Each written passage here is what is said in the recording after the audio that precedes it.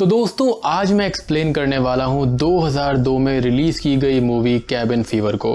इस मूवी के बारे में बहुत ज़्यादा डिमांड मेरे पास आ रही थी कि जल्दी से आप कैबिन फीवर मूवी को एक्सप्लेन कर दो। तो फाइनली आज इस मूवी का एक्सप्लेनेशन होने वाला है। और मैंने आप सबसे कहा था कि बहुत ही जल्दी हमारा जो ये पूरा सेटअप है वो चेंज होने वाला है, and here you go. Cabin fever movie एक अमेरिकन हॉरर कॉमेडी फिल्म है जिसको देखने में बहुत ही मज़ा पर्सनली मुझे आया है, और हो सकता है कि आपको भी ये फिल्म काफ़ी अच्छी लगेगी। दोस्तों इस फिल्म को डायरेक्ट किया है इलाई रॉथ ने, जो कि एक बहुत ही बढ़िया डायरेक्टर है और उनकी ये पहली फिल्म है and he nailed it. Cabin fever movie की IMDb रेटिंग है 5.7 स्टार्स आउट ऑफ 10, और मेरे हिसाब से इस मूवी की रेटिंग थोड़ी सी ज़्यादा होनी चाहिए थी, क्योंकि हॉरर कॉमेडी जो जॉनरा है उसके अंदर ये बहुत अच्छी फिल्म बनाई है। अब आप यहाँ पर ये पूछेंगे कि इस फिल्म के अंदर खास बात क्या है, तो मेरे हिसाब से यहाँ पर सबसे बड़ी अच्छी बात ये है कि ये ट्रू इवेंट से इंस्पायर्ड होकर फिल्म बनाई गई है। तो इस फिल्म के जो डायरेक्टर हैं यानी कि इलाई रॉथ, उन्होंने ये बताया था कि जब वो अपनी ट्रिप के दौरान आइसलैंड गए थे तो वहाँ पर उनको एक स्ट्रेंज सी डिजीज़ हो गई थी, जिसके चलते उनको ये आइडिया आया कि वो कैबिन फीवर मूवी को बनाएंगे। और दोस्तों ये एक रियल चीज़ है जो कि मैं आपको एंड में बताने वाला हूँ, तो स्टे टिल द एंड। दोस्तों अगर आप मेरे चैनल पर नए हैं तो आप सब्सक्राइब कर देना, इस वीडियो को लाइक कर देना और मुझे बताना कि आपको नया फॉर्मेट कैसा लगा और क्वालिटी कैसी है। और काफ़ी सारी इंटरेस्टिंग बातें अब वीडियो के अंदर करेंगे, तो चलिए अब चलते हैं सीधा वीडियो की तरफ।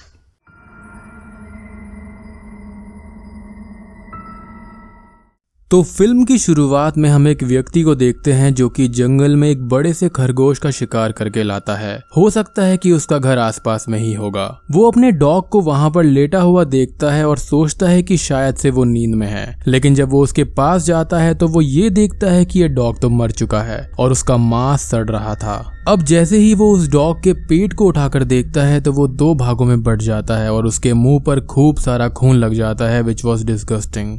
मीनवाइल हम कॉलेज में पढ़ने वाले 5 लोगों को देखते हैं। रोमांटिक कपल जेफ और मार्सी, पॉल और केरन, जिसमें से पॉल केरन को काफी पसंद करता था, लेकिन केरन थोड़ी अनश्योर और बॉसी टाइप की थी, बट स्टिल उसको भी पॉल पसंद था। एंड आखिरी में है बर्ट, जो कि सिंगल था और मौज मस्ती वाला व्यक्ति था। ये सब रूरल अलाबामा USA के जंगल वाले एरिया में जाते हैं, जहाँ पर उन्होंने फॉरेस्ट में एक कैबिन को रेंट पर लिया हुआ था ताकि वो 1 हफ्ते तक मौज मस्ती कर सके। जिस दौरान वो एक लोकल शॉप पर रुकते हैं, जहाँ पर उनको एक यंग बॉय डेनिस दिखाई देता है, जो कि पॉल के हाथ पर काट लेता है। और डेनिस का पिता उन सभी को डांट देता है कि शॉप के आगे मैसेज भी लिखा हुआ है कि डेनिस से दूर रहो, स्टिल वो उसके पास क्यों आए। ओनर पॉल को हाथ धोने के लिए कहता है, जिस दौरान पॉल वहाँ के 2 स्ट्रीट डॉग्स को प्यार करता है। खैर ये सब दुकान से कुछ सैंडविच और बियर की बॉटल्स फुल वीक के लिए ले लेते हैं, जहाँ पर इनको शॉप के अंदर एक बुजुर्ग व्यक्ति मिस्टर कैडवेल दिखाई देता है, जो कि काफी ज्यादा जॉली नेचर का व्यक्ति नजर आता है। आसपास के सभी टाउन के लोग उनको शक भरी निगाहों से देखते हैं, एज वो उनको काफी अजीब लगते हैं। टिपिकल थिंकिंग कि ये लोग बाहर से आए हैं तो यहाँ पर ये लोग कुछ गड़बड़ ना कर दें। वेल अब ये सब वहाँ से सीधा अपने रेंटेड कैबिन की तरफ निकल जाते हैं, जिस दौरान जेफ और मार्सी तो भोग विलास में डूब जाते हैं। पॉल और केरन भी लेक के पास जाकर किस करने लगते हैं। फाइनली पॉल जो चाहता था वो हो रहा था, एज वो केरन को 8th ग्रेड से ही पसंद किया करता था। एंड बात करें बर्ट की, तो वो बियर पीते पीते बाहर अपनी राइफल लेकर गिलहरियों का शिकार करने के लिए निकल जाता है, जिस दौरान वो एक व्यक्ति को खरगोश या गिलहरी समझकर गोली मार देता है। और ये व्यक्ति कोई और नहीं बल्कि वही है जिसको मूवी की शुरुआत में दिखाया गया था। लेकिन इस व्यक्ति की शक्ल काफी ज्यादा खराब लग रही थी। उसका चेहरा गला हुआ था और उसकी आंखें भी लाल थी, एज इफ कि उसको कुछ बीमारी हो गई हो। बर्ट ये सब देखकर डर जाता है और उसकी मदद करने के लिए बोलता है, बट इस व्यक्ति की भयानक शक्ल देखकर वो उसको वहीं पर छोड़कर चला जाता है, ये कहकर कि वो जल्दी ही हेल्प लेकर लौटेगा। उसी शाम पूरा का पूरा ग्रुप बॉन फायर के आगे बैठा होता है और तभी पॉल सभी को मार काट के किस्से सुनाता है कि कैसे एक साइको मैनियक ने कुछ दोस्तों को एक दूसरे के सामने ही बैठाकर हथौड़ी से जान से मार दिया और उनके शरीर के टुकड़े टुकड़े करके उनसे बॉलिंग बॉल खेली। एक स्माइलिंग मैन भी स्टोर के अंदर काम किया करता था और उसने उसको भी मारकर उसका सर धड़ से अलग कर दिया था। But then Jeff starts laughing, meaning कि ये सब शायद से एक बनावटी कहानी हो सकती है। अब तभी उनके पास ग्रिम या फिर जस्टिन नामक व्यक्ति अपने डॉग डॉक्टर मैम्बो के साथ में आता है, जिससे वो सब थोड़ा सा डर जाते हैं। यहाँ खास बात ये है कि ग्रिम कोई और नहीं बल्कि इस फिल्म के डायरेक्टर एलाई रॉथ हैं। शुरू में तो वो उसको उनके साथ ज्वाइन करने से मना करते हैं, लेकिन जैसे ही वो वीड को उनको दिखाता है वो तुरंत ही उसको ज्वाइन करने के लिए बोल देते हैं, शैतान कहीं के। बट उसी वक्त बारिश जैसा माहौल हो जाता है, जिसके चलते ग्रिम वहां से चला जाता है क्योंकि उसका टेंट ओपन में लगा हुआ था और वो खराब हो जाता। बट वो प्रॉमिस करता है कि वो 30 मिनट्स में वापस जरूर आएगा और बाकी ग्रुप कैबिन के अंदर चला जाता है। अब ये सब आपस में बात कर ही रहे थे कि तभी अचानक से ही कैबिन के डोर पर नॉक होती है और ये सब समझते हैं कि ग्रिम वीड लेकर आ गया है। बट गेस व्हाट, वहां पर वही सेम व्यक्ति था जिसको बर्ट ने गलती से गोली मार दी थी। वो सब उसकी हेल्प करने को रेडी थे, लेकिन वो बर्ट को पहचान जाता है और बस बर्ट गेट को बंद कर देता है। इस चीज को देखते हुए ये व्यक्ति कार को खुद ही स्टार्ट कर लेता है और वहां से जाने के लिए रेडी हो जाता है। बट ये सब बेसबॉल बैट नाइफ लेकर उस पर हमला करने लगते हैं, जिसके चलते वो कार के अंदर ही खून की उल्टियां करने लगता है। अब बाय मिस्टेक पॉल उसके हाथ पर आग लगा देता है और वो भागता हुआ जंगल की तरफ चला जाता है और लेक में जाकर गिर जाता है, जिससे उसकी वहीं ऑन द स्पॉट मौत हो जाती है। अगली सुबह बर्ट और जेफ आसपास में किसी को ढूंढने के लिए निकल जाते हैं, जहां पर उनको एक लेडी नजर आती है जिसका शायद एक फार्म था। वो एक पिग को काट रही थी, बट वो उनको ये कहती है कि ये सारे के सारे जानवर इन्फेक्टेड हैं, इनको वो सब इस्तेमाल नहीं कर सकते। वो उससे हेल्प मांगते हैं और वो हेल्प करने को रेडी भी हो जाती है। जिस दौरान वो उसके घर के अंदर एक फोटो को देखते हैं जिसका नाम था हेनरी। और दोस्तों, हेनरी कोई और नहीं बल्कि वही व्यक्ति है जिसको इन्होंने आग लगा दी थी। ये दोनों घबराते हुए वहां से बाहर भाग जाते हैं और लेक क्रॉस करके एक घर के अंदर पहुंचते हैं, जहां पर लेटर ऑन मार्सी भी आती है हेल्प के लिए। बट वो सिर्फ बर्ट और जेफ को वहां पर पाती है। ये दोनों मार्सी से झूठ बोल देते हैं कि उनको कोई भी हेल्प नहीं मिली। उसी वक्त कैबिन के अंदर केरन काफी ज्यादा डरी हुई थी, बट पॉल उसको संभालता है। उसी वक्त दरवाजे पर एक नॉक होती है और गेट ओपन करने पर वहां पर यंग डेप्यूटी विंस्टन था, जो कि बयान लेने आया था एज आसपास वालों ने कोई शिकायत उनके खिलाफ करी थी। पॉल उसको पूरी बात बता देता है और एक टो ट्रक को वहां लाने को कहता है ताकि वो घर जा पाए। विंस्टन थोड़ा सा पार्टी टाइप वाला व्यक्ति था और वो पॉल से काफी मस्ती मजाक करता है कि लड़की and all. But deputy Winston tow truck लाने का प्रॉमिस करके वहां से चला जाता है। अब यहाँ पर एक बहुत ही खतरनाक चीज दिखाई जाती है कि सर्टेनली हेनरी को कोई ना कोई बीमारी थी जो कि फैल सकती थी। तो उसकी लाश लेक के अंदर सड़ रही थी और इस लेक का पानी आसपास में सभी घरों के अंदर जाता था, इंक्लूडिंग द कैबिन। बस अब क्या था, पॉल केरन को पानी पिलाता है और वो बेड के अंदर आराम करने चली जाती है और सब एक चीज नोटिस करते हैं कि केरन काफी ज्यादा ही सो रही है। पॉल उसके साथ में इंटीमेट होने जाता है और एक रोमांटिक मोमेंट बन ही रहा था, लेकिन तभी ये मोमेंट एक डिस्गस्टिंग सीन में बदल जाता है। पॉल केरन की थाई पर हाथ लगाता है और तभी उसके हाथ में खून लग जाता है और सब लोग देखते हैं कि केरन बहुत ज्यादा बीमार है, इन्फेक्टेड है और उसकी थाई पर उसकी स्किन गल रही है। ये सब मिलकर केरन को बाहर वाले टूल शेड में क्वारंटीन कर देते हैं ताकि ये इन्फेक्शन उन तक न फैले। अंदर अब बचे हुए ग्रुप के मेंबर्स डरने लगते हैं और आपस में ही लड़ाई करने लगते हैं। बेसिकली उनको कैबिन फीवर हो गया था। कैबिन फीवर का मतलब ये होता है कि जब आपको एक ही जगह पर आइसोलेट कर दिया जाता है और आपको डर रहता है कि अब नेक्स्ट क्या होगा, कहीं आप इन्फेक्ट तो नहीं हो जाओगे, तो इंसानी दिमाग थोड़ा हिलने लगता है, इंसान पागल होने लगता है, सेंसेस ठीक से काम नहीं करते और लड़ाई झगड़ा शुरू हो जाता है, मीनिंग की इरिटेशन टाइप शुरू हो जाती है। बट यहाँ पर पॉल इन दोनों को ही शांत करता है और ये सब वन बाय वन बाहर केरन को देख रहे थे, क्योंकि ग्रिम का डॉग डॉक्टर मैम्बो यहाँ पर आकर मांस की स्मेल से आकर्षित हो रहा था। सब लोग यही सोचते हैं कि ग्रिम आखिर है कहाँ पर, बट उसका कोई भी नामो निशान नहीं मिलता।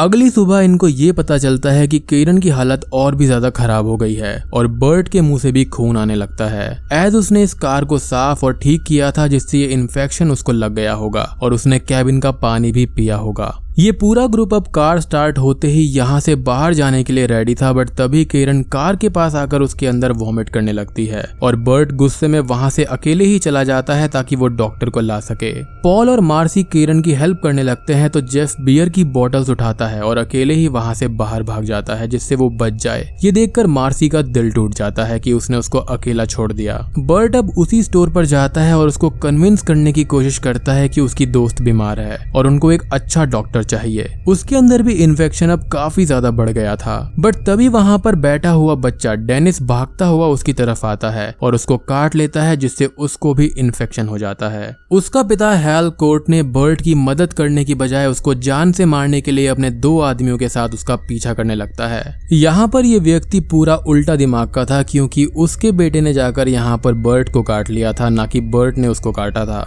और वो ऐसे बिहेव कर रहा था जैसे कि बर्ट की गलती की वजह से उसके बेटे को इन्फेक्शन हुआ है। यहाँ पर डेनिस का जो कैरेक्टर है वो एक सैड चाइल्ड का कैरेक्टर है, जिसको कुछ भी दे दो, कितना भी कंफर्टेबल फील करवा लो, वो हमेशा ही अपसेट रहता है और जो कोई भी उसको दिखता है वो उसको काट लेता है। अब कैबिन के अंदर बस मार्सी और पॉल थे। मार्सी काफी दुखी थी और बस यही कहती है कि वो सब अब मरने वाले हैं, क्योंकि ये इन्फेक्शन सभी को हो जाएगा। तो वो चाहती है कि वो पॉल के साथ इंटीमेट हो, और बस मार्सी और पॉल इंटीमेट होने लगते हैं। हॉट एंड वाइल्ड रोमांस के बाद पॉल को ये चिंता होने लगती है कि मार्सी को तो कहीं ये डिजीज नहीं है। वो बाथरूम में जाता है और खुद पर एक डिसइंफेक्टेंट यूज करता है। मीनवाइल मार्सी अपनी बैग को देखती है, जहां पर पॉल के हैंड्स के निशान अभी तक थे, जो कि काफी ज्यादा रेड थे। कुछ ही देर बाद पॉल कैबिन से बाहर जेफ को ढूंढने के लिए निकल जाता है, क्योंकि मार्सी के साथ इंटीमेट होकर वो काफी अनकंफर्टेबल फील कर रहा था। एंड केरन के साथ भी उसका रिलेशनशिप का सपना टूट गया था। मार्सी अब कैबिन में अकेली थी और नहाते टाइम हम ये देखते हैं कि उसके बैक पर काफी खतरनाक घाव हो गए हैं।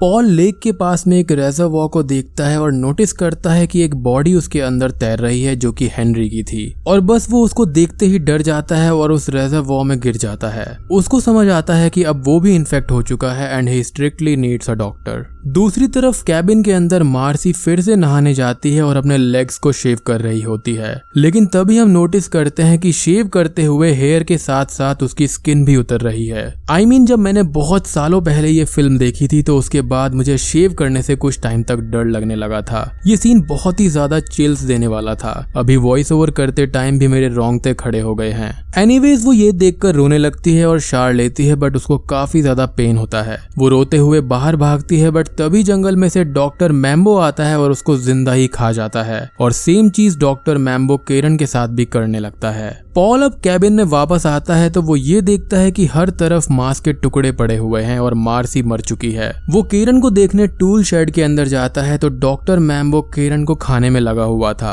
और बस पॉल को देखते ही वो उसकी तरफ भी हमला करने के लिए दौड़ पड़ता है, लेकिन पॉल राइफल से उसको गोली मार देता है। केरन को चेक करने पर उसके फेस की स्किन पूरी तरह से रॉट हो चुकी थी और वो लिविंग फीमेल ग्राइम रीपर लग रही थी। यहाँ पर इस फिल्म का एक अनकट वर्जन भी रिलीज हुआ था, जहाँ पर इस सीन में डॉक्टर मैम्बो केरन का फेस खा रहा था, बट थिएट्रिकल फिल्म के अंदर इस सीन को कट कर दिया गया था। खैर, अब केरन की सफरिंग को खत्म करने के लिए पॉल उसको जान से मार देता है। उसी वक्त हम ये देखते हैं कि बर्ट का पीछा शॉप वाले लोग कर रहे थे, पर बर्ट उनको बेवकूफ बनाकर कैबिन में चला जाता है। वो और पॉल मिलकर एक प्लान बनाते हैं। जैसे ही ये तीनों घर के अंदर आते हैं तो बर्ट सामने ही चेयर पर बैठा होता है और वो सब मिलकर बर्ट को शूट कर देते हैं, बट तभी पॉल आता है और उन तीनों को जान से मार देता है। ये सब होने के बाद पॉल जेफ को ढूंढने के लिए निकल पड़ता है, जिस दौरान वो एक गुफा के अंदर देखता है जहाँ पर उसको ग्रिम की डेड बॉडी नजर आती है, मीनिंग कि वो भी इन्फेक्शन से मर गया था। पॉल ये देखते हुए अब सीधा बर्ट की कार को लेकर टाउन की तरफ भागता है, बट रास्ते में वो एक डियर को भी जान से मार देता है। तभी वो रोड साइड पर एक पार्टी को देखता है जहां पर डेप्यूटी विंस्टन लड़कियों के साथ में मजे कर रहा था।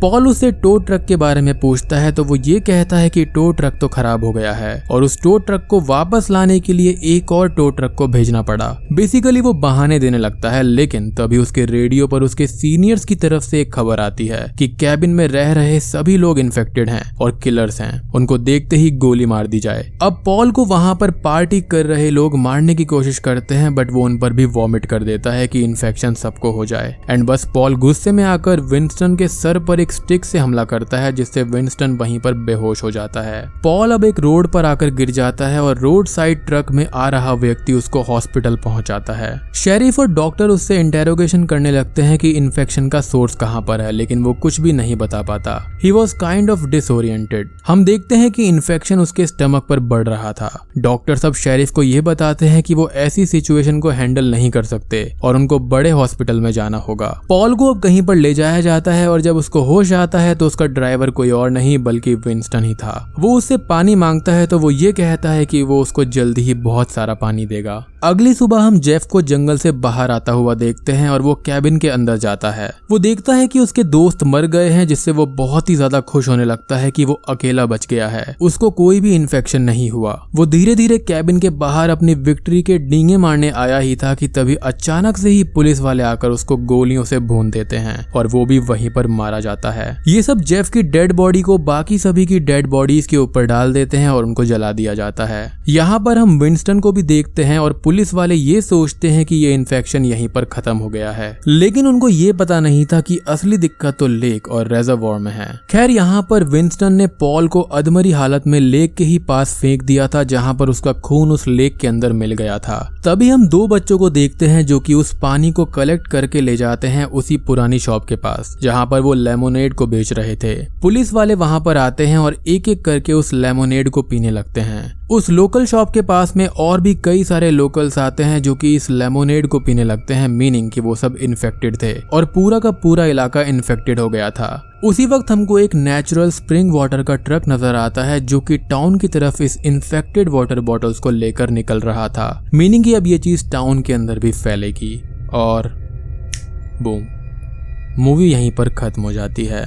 तो दोस्तों ये थी कैबिन फीवर की मूवी एक्सप्लेनेशन, जिसकी रिक्वेस्ट मेरे पास काफी टाइम से आ रही थी। इस फिल्म के अंदर ये दिखाया गया है कि ये डिजीज स्किन को खा लेती है जिससे ऐसा हाल होता है और ये एक वाटर बॉर्न या फिर फ्लूइड एक्सचेंज डिजीज है। ये बॉडी के अंदर छोटे से छोटे कट से भी एंटर कर सकती है जिससे आपकी हालत खराब हो सकती है। इस फिल्म के अंदर आपने एक खास बात शायद से नोटिस नहीं करी होगी, लेकिन मूवी के अंदर इस डिजीज से कोई भी नहीं मरता बल्कि सब लोग इंसान के या फिर जानवरों के हाथों से ही मारे गए थे। जेफ को पुलिस ने मारा, केरन को पॉल ने, मार्सी को डॉग ने, बर्ट को शॉप के ओनर ने, हेनरी को इस पूरे ग्रुप ने। बस पॉल ही जिंदा बचा हुआ था और उसको भी मरने के लिए विंस्टन ने लेक के किनारे छोड़ दिया था। इन सबको कैबिन फीवर हो गया था, जिसको मैं ऑलरेडी बता चुका हूँ कि वो असल में होता क्या है। इन सभी का ट्रस्ट एक दूसरे पर से खत्म हो गया था और ये चीज होती है। अगर आज के हम रियल माहौल में किसी को देखते हैं तो थोड़ा दूर ही रहने की कोशिश करते हैं कि ये वायरस कहीं हमको ना लग जाए। ऐसे माहौल में ट्रस्ट और दिमाग का शांत रहना काफी जरूरी है। खैर इस फिल्म की सबसे अच्छी बात मुझे ये लगी कि यहाँ पर इलाई रॉथ ने खुद एक कैरेक्टर प्ले किया है और मूवी उनके रियल लाइफ के हादसे से इंस्पायर्ड है और तभी ये फिल्म इतनी ज्यादा सक्सेसफुल रही। इलाई रॉथ घूमने फिरने आइसलैंड गए थे, जिस दौरान उनको एक अजीब सी डिजीज हो गई थी जिसके अंदर बैक्टीरिया उनकी स्किन को खा रहे थे, बट इस तरह से नहीं। मूवी के अंदर इस बीमारी का एक म्यूटेटेड वर्जन दिखाया गया है। अब यहाँ पर अच्छी खबर ये है कि इस फिल्म के और 2 पार्ट्स हैं और इस फिल्म का एक रीमेक भी है जो कि बिल्कुल ट्रैश है। तो मैं इस सीरीज के बाकी 2 और पार्ट्स भी जल्दी एक्सप्लेन करूंगा, जहाँ पर इस डिजीज के बारे में हमको पता चलेगा कि ये डिजीज आखिर आई कहाँ से। क्योंकि इस मूवी के अंदर सबसे पहले जिसको ये डिजीज हुई थी वो एक डॉग था, बट उस डॉग के साथ ऐसा कैसे हुआ। तो नेक्स्ट पार्ट जल्दी से जल्दी आए तो लाइक और कमेंट करके मुझे बता दो कि क्या आपको नेक्स्ट पार्ट्स की एक्सप्लेनेशन चाहिए। वहां पर बहुत सारे राज खुलेंगे, यानी कि असली पत्ते खुलेंगे। वीडियो की क्वालिटी पसंद आई हो तो लाइक कर देना, कमेंट कर देना और सब्सक्राइब करे बिना बिल्कुल मत जाना। तो मैं आप सबको मिलता हूँ अगली वीडियो के साथ में, तब तक के लिए स्टे